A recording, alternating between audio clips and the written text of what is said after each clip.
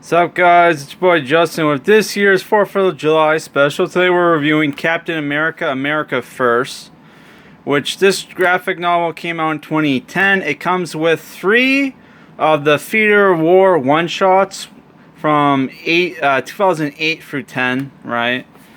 And yeah, this comes with 3 one-shots, right? So you have like Operation Zero Point, which is written by Daniel and Charles Knauf with art by Mitch Breitweiser. Prisoners of Duty by Kyle Higgins and Alec Siegal with art by Agustin Padilla. And America First, written and drawn by Howard Chaykin, right? So yeah, here you have like the introduction, which is like in the dark days of the early 1940s, Steve Rogers, a struggling young artist from the Lower East Side of Manhattan. That's the first time I ever heard of him as like that he was a struggling artist. I mean, I read like some 80s comics where he was like working as a comic book, like Steve Rogers was working as a comic book artist, but it's like holy crap. So yeah, he was a struggling young artist from the Lower East Side of Manhattan, found himself horrified by the war raging overseas. As desperate to help, he was rejected by the U.S. Army as unfit for service when he tried to enlist. Undeterred, convinced this was where he needed to be, he was selected to participate in a covert military operation called Operation Rebirth. There he was chosen by scientist Abraham Erskine as the first human test subject, and overnight was transformed into America's first super soldier, enhanced to the peak of human perfection with superior strength, reflexes, and speed. Steve Rogers now fights to protect the people and the country he loves from the forces he would destroy from the forces that would destroy him as Captain America. I almost got it right. So here's the cover for Operation Zero Point, which I actually have this book, right? The single issue, and it starts off pretty good. Where like this actually reminded me a lot of Metal Gear Solid 3, and I love how like he's like hanging out in the hold or whatever, and he's like, this mission is BS. It's like some dumb crap. But yeah, like yeah, this reminded me a lot of Metal Gear Solid 3 because he's on a mission to go retrieve German scientist defector who has created an anti-gravity device, and on the way there, his airship, which is called the She-Devil, not airship, but you know, this big-ass plane, gets taken out by like saucers with energy weapons, right? So really cool art in this issue, right? He rendezvous with a Polish spy. This takes place in Poland.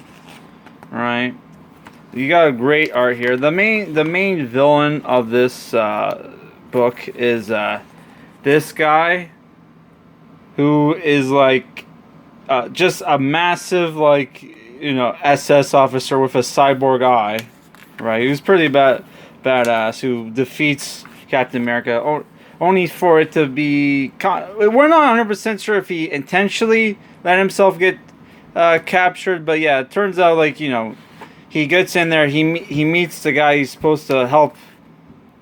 He meets the guy who he's supposed to help escape from, and they break out. Right, they have to sabotage this device, right? And all hell breaks loose. People die. This Captain America is pretty ruthless. He has no problem killing people, right? And you even see like Captain America take down these 2 saucers, right? Oh my god, which is pretty. This reminded me of Civil War. If you've seen Civil War, you know what I'm talking about. I mean, if you read Civil War or played the Marvel Ultimate Alliance 2 video game, yeah, he is a fist fight with the German guy. Now, overall, this was like a good. This was brutal. He pulls out the cybernetic eye, right? Yeah, so this was an awesome one shot. Next, we'll go into the second one shot, where Prisoners of Duty, where Captain America gets captured by the Germans, right? And he's in this prison camp, right, which is at a castle where he meets this like a German immigrant who moved to America but had to move back because of the war, right? And yeah, this was a pretty cool issue. This wasn't that action packed. It was more like oh, okay, Captain America having to help like American soldiers like break out of camp, out of a prison camp, right? And has kind of a sad ending, right? Yeah, so you can pretty much figure it out what the sad ending is.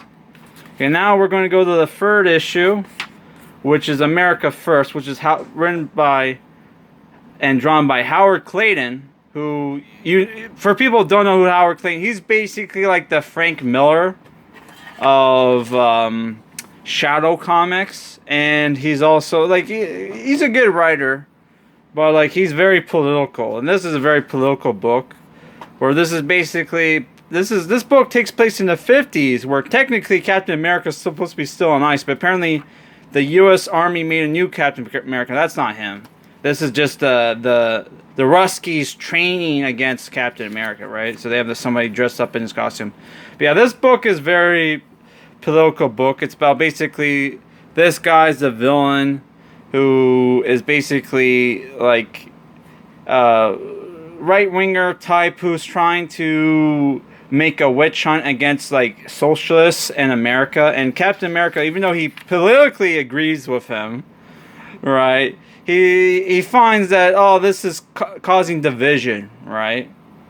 And the guy's even going after like patriots in the army and the CIA, which, you know, Nick Fury, the Shield's not around. Nick Fury's running the CIA, right? So yeah, it turns out, which this is the new Steve Rogers. He's not the real Steve Rogers. He's just some guy who they performed the super soldier operation on him, serum on him. Which this guy is pretty cool. Like he reminded me a lot of certain Captain America everybody hates, right? But yeah, it turns out like, you know, that this guy turns out to be a secret, like, you know, a secret socialist who is planning to apparently a German scientist came up with a defense weapon or something that will make it so it would counter nuclear devices. So whoever gets a hand of this device will be able to cause nuclear war and won't have to worry about retaliation. And he's selling it to what we think is the U.S., but it's actually Russian spies that is working for McMurphy, right? Who is the bad guy.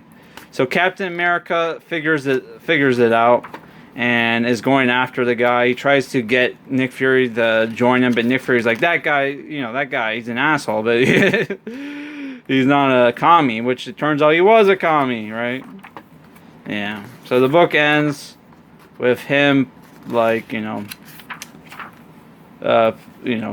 punching the shit out of the guy, which I'm trying to get to it. Yeah. He went all the way.